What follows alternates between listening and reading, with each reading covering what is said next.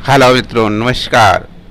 BBS परिवार में आप सबका स्वागत है। बीबीएस बराबरी, भाईचारा, सहभागिता का परिवार। सपा के डोर टू डोर सदस्यता अभियान का आंखों देखा सच न्यूज़ पावर की जुबान से। यहाँ एक तरफ 8 साल से बीजेपी की सरकार और पूरी चौहान कम्युनिटी बीजेपी की मानव धरोहर थी, उसके बावजूद 30 साल से ये आशा चौहान जो बीजेपी की धरोहर राजनीति का हिस्सा, फिर भी आज तक कोई नेता इनकी हालचाल तक लेने नहीं गया। बेचारी, बेबसी, लाचारी, भूखमरी जिसके जीवन का हिस्सा हो, राजनीति उससे परे हो, ऐसा दोहरा चरित्र जुबां पे कुछ व्यवहारिक राजनीति की परिणति बेबसी की उदाहरण हो, ऐसा कैसे? समाजवाद को राजनीति और प्रशासन और शासन की व्यवस्थाओं की दोनों स्थितियों का ऐसा सच आंखों देखा। अभी हम आपको उनसे रूबरू कराते हैं। तो आप बताएं, आपका क्या तकलीफ है, आपका नाम क्या है और आपके ग्राम सभा का क्या नाम है, आपका ससुराल कहाँ थी, आपका मायका कहाँ पे है, इस वक्त आप कहाँ पे हैं? आपका शुभ नाम क्या है? हमारा आशा नाम है। आशा? हाँ। मतलब आजकल जाति की पहचान बहुत ज़रूरी है, इसलिए वो भी बताएं कि आशा चौहान। आशा चौहान है आप? आशा चौहान। आपके पिताजी का नाम क्या है? बलिराम नाम। बलिराम चौहान जी। हाँ, बलिराम। आपके गांव का, आप मायके में ही इस वक्त? हाँ, मायके में। तो ये गांव का नाम क्या है? ये गांव का नाम तो बीबीपुर है, किंतु पोस्ट अंबरपुर है, ठीक है। हाँ, लेकिन ये आपका मायका है। हाँ, और ससुराल कहाँ पे है आपकी? ससुराल बड़े गांव बहादुरपुर है। बड़े गांव बहादुरपुर, ठीक है। वहाँ का पोस्ट क्या है बहादुरपुर के? मतलब गांव का बहादुरपुर पोस्ट है।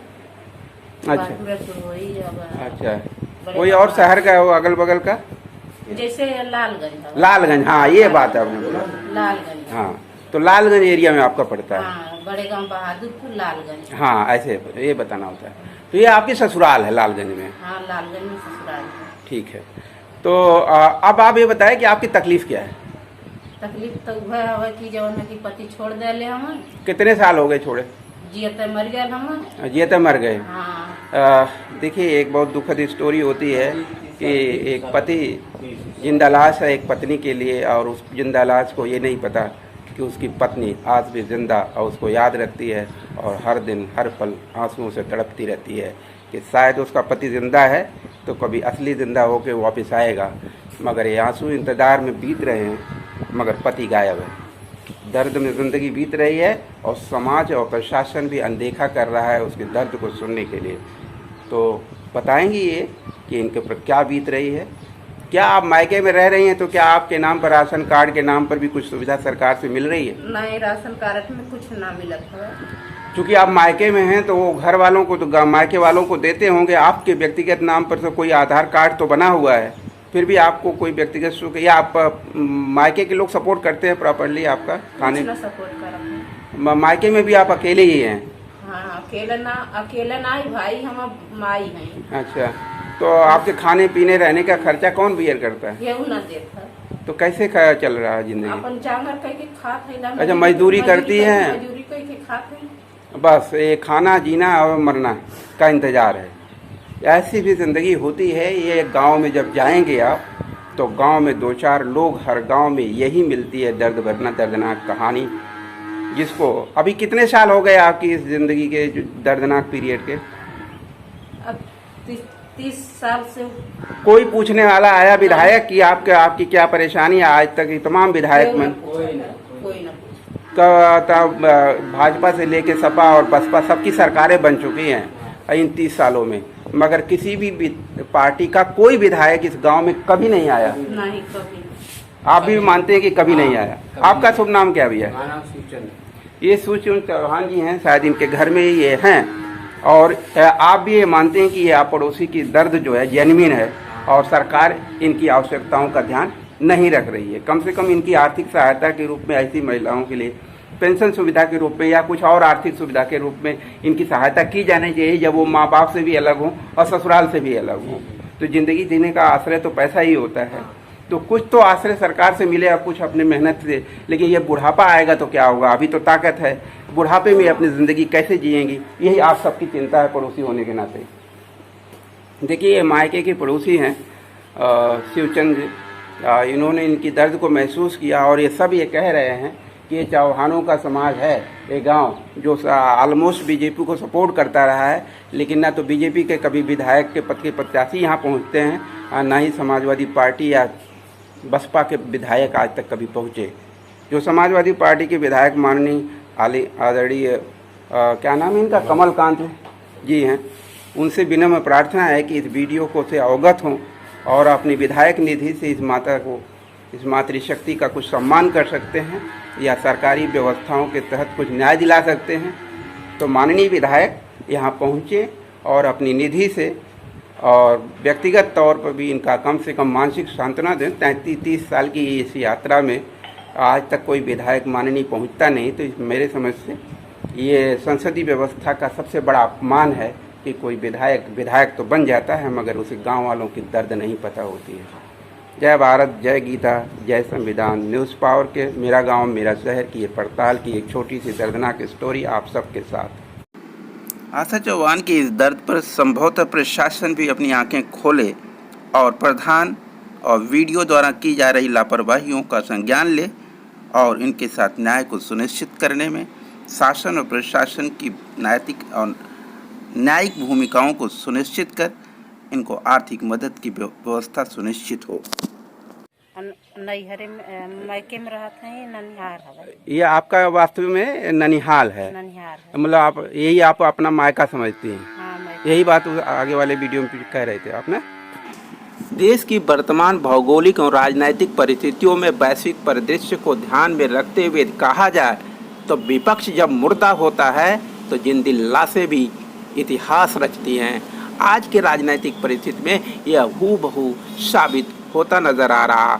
वहीं पर विपक्ष जो एक प्रदेश वाइज देखा जाए तो उत्तर प्रदेश का विपक्ष मतलब सिर्फ समाजवादी पार्टी जिंदा रही। उस जिंदा समाजवादी पार्टी के अंदर भी रचनात्मक राजनीति का अकाल पड़ जाए तो शायद ही सत्ता के लिए कोई चुनौती का कारण शेष बचता हो, ऐसा असंभव सा लगता है। मित्रों, शिवचंद चौहान जी जो दिख रहे हैं आपको, ये किसी जमाने में बीजेपी के बहुत कट्टर समर्थक रहे हैं, लेकिन दुर्भाग्य देखिए देश काल परिस्थितियाँ बदलती हैं और जब दो लोग एक ही जात संप्रदाय के मगर एक बाहुबली हो और एक गरीब हो तो सत्ता और प्रशासन दोनों बाहुबली के साथ अपना पक्ष निर्धारित कर लेते हैं और बेचारा बेबस न्याय के लिए मुहताज रह जाता है। ऐसी ही एक कहानी शिवचंद जी के साथ है। उनकी मंडी जला दी गई, उनके घर उनके ज़मीनों पर कब्जे कर लिए गए पड़ोसियों द्वारा, जैसा कि वो कहते हैं वो न्यायिक व्यवस्था का हिस्सा है। लेकिन delayed justice is always injustice, ये अन्याय की एक धारणा व्यवहारिक जिंदगी की हकीकत मौत से भी बदतर है।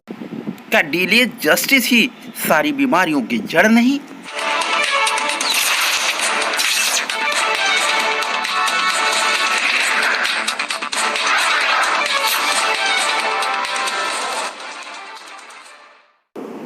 मित्रों, अभी तक तो आपने जो कुछ सुना वो सिर्फ फिल्म का एक ट्रेलर था।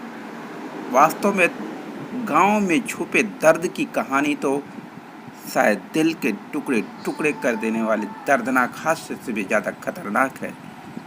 मगर अमृत महोत्सव का जश्न गांव की चौधर पर पहुंच चुका है, भारत की आज़ादी के स्वप्न में। मगर क्या वह स्वप्न व्यवहारिक जिंदगी की हकीकत बना क्या? यह एक प्रश्न है। ये प्रश्न ऐसा है जो हर दिन मौत और जिंदगी के बीच के फैसले को निर्धारित करता है। न्यूज़ पावर जिस जगह भी पड़ताल करता है उस गांव का सच यही होता है कि वहां माननीय विधायक कभी नहीं पहुंचते। उनके कार्यकर्ता तक भी उनके साथ उनकी परेशानियों, उनकी मुसीबतों का हिस्सा नहीं बनते। ये कैसा समाजवाद है? ये समाजवादी पार्टी को सच्चे समाजवाद के चरित्र के पैरामीटर्स क्या सभी समाजवादी सदस्यों तक पहुंचा दिए गए? क्या उनके माइंड वॉश पॉलिसी को उनके तक इम्प्लीमेंट करने की नई योजना को निर्धारित कर लिया गया? और यदि कर लिया गया तो उसे इम्प्लीमेंट करने की नई योजना का नया नायक कौन है, जिसके कंधों पर वो योजना वास्तव में 2024 से पहले चुनावी परिणामों के संगीत का सुंदर गान बन करके छवि के टुकड़े टुकड़े का हिस्सा बन जाएगा और एक नई समाजवाद की क्रांति का उद्घोष करेगा और 2024 के उन परिणामों को निर्धारित करेगा जिससे भारत और भारत की अस्मिता गौरवान्वित होगी। जय भारत।